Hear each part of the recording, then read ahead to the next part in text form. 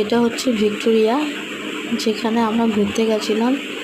সকালটা এত সুন্দর লাগছিল যে কি বলবো, দেখেও যেন মন ভরছিল না। দেখেই যাচ্ছিলাম। অনেক ভিডিও করেছি, আমাদের বাড়ির সকলে গেছিলাম এই ভিক্টোরিয়ায়, কিন্তু ভেতরে ঢোকার সুযোগটা পেলাম না।